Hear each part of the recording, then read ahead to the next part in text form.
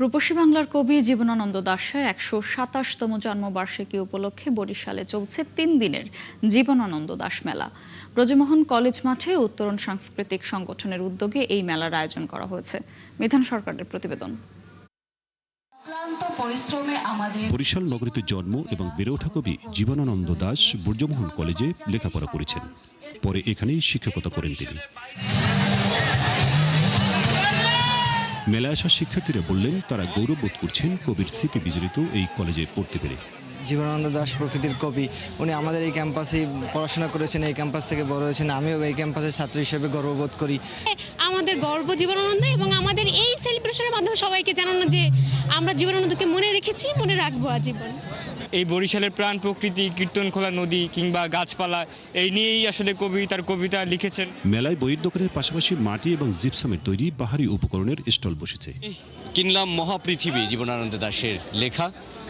এর আগেও অনেকগুলো বই পড়েছি, তবে এই বইটি এবারে নতুনভাবে সংযোজন দেখে আর কি নেওয়া হলো।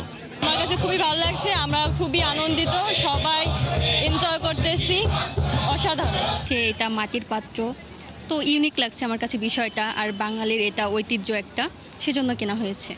মেলার আয়োজক কমিটির সভাপতি বলেন, কবিকে তারা সবার মাঝে নিয়ে যেতে চান, কবির বিষয়ে বোধ তৈরি করতে চান পাঠকের মনে। করবার মূল উদ্দেশ্য হয়েছে আমরা বরিশালের সাধারণ মানুষ সহ যে পাঠকরা আছে সহজলভ্যভাবে কিভাবে জীবনানন্দকে চর্চা করা যায় সেটি বোধ নির্মাণের জন্য আমরা মেলাটি করে থাকি।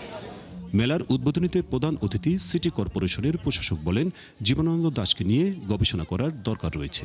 তিনি কেবল বরিশালের নন, সারা বাংলার কবি। বাংলাদেশের উচিত, উনি বরিশালের কবি ছিলেন। বরিশালে ওনার যে জন্মভূমি আমরা জানি, সেটাও কিন্তু এখন আর নাই, সেটাও বেদখল হয়ে গেছে।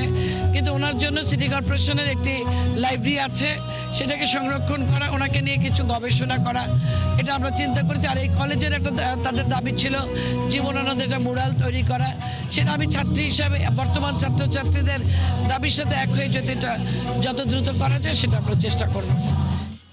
মেলায় প্রতিদিনই কবিকে নিয়ে আলোচনা সভা এবং সাংস্কৃতিক অনুষ্ঠান থাকছে। শুক্রবার থেকে শুরু হওয়া মেলা শেষ হবে রবিবার। বিধান সরকার, ৭১, বরিশাল।